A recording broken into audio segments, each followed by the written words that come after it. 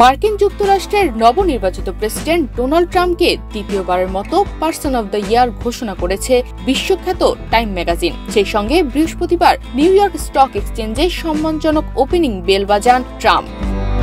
একসময় ট্রাম্প দাবি করেছিলেন টাইম ম্যাগাজিন কখনোই তাকে পারসন অব দ্য ইয়ার খেতাব দেবে না। সেই ট্রাম্পই দ্বিতীয়বারের মতো পেলেন এই সম্মাননা। প্রতি বছর বৈশ্বিক অঙ্গনে ভালো বা মন্দ যে কোনো খাতে সর্বোচ্চ প্রভাব ফেলা ব্যক্তি বা গোষ্ঠীকে এই খেতাব দেয় টাইম। 2016 সালে ট্রাম্পকে প্রথম বর্ষসেরা ব্যক্তিত্বের খেতাব দেয় টাইম।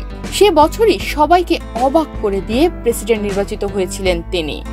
টাইম ম্যাগাজিনের এই ঐতিহ্য 1927 সালে ম্যান অব দ্য ইয়ার নামে শুরু হয়। এটি এমন ব্যক্তিকে স্বীকৃতি দেয় যিনি ভালো বা মন্দ যে কোনোভাবে সে বছরের নানা ঘটনায় সবচেয়ে বেশি প্রভাব ফেলেন। আগের বিজয়ীদের মধ্যে রয়েছেন জলবায়ু পরিবর্তনকারী গ্রেটা থুনবার্গ, সাবেক প্রেসিডেন্ট বারাক ওবামা, মেটার সিইও মার্ক জাকারবার্গ ও ইউক্রেনের প্রেসিডেন্ট ভলোদিমির জেলেনস্কি।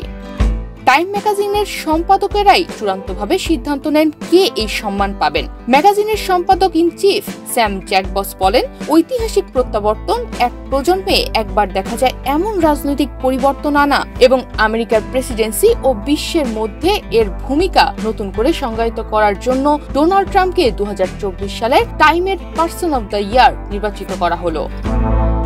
CNN জানায়, রাজনৈতিক প্রত্যাবর্তন ও আধুনিক মার্কিন রাজনীতিকে বদলে দেওয়ার স্বীকৃতি স্বরূপ এবারের খেতাব পেয়েছেন ট্রাম্প। এ উপলক্ষে নিউ ইয়র্ক স্টক এক্সচেঞ্জে উদ্বোধনী ঘণ্টা বাজান ট্রাম্প। সংবাদ মাধ্যম গার্ডিয়ানের ভিডিওতে ট্রাম্প বলেন, বলতেই হয় টাইম দ্বিতীয়বারের মতো এই সম্মান পাচ্ছে। আমার কাছে এবারেরটা বেশি ভালো লাগছে। মনে হচ্ছে এখন আমাকে ভালোই পছন্দ করছে গণমাধ্যম। যদি না করে তাদেরকে আবার পাকড়াও করব, যেটা করতে চাই না আসলে।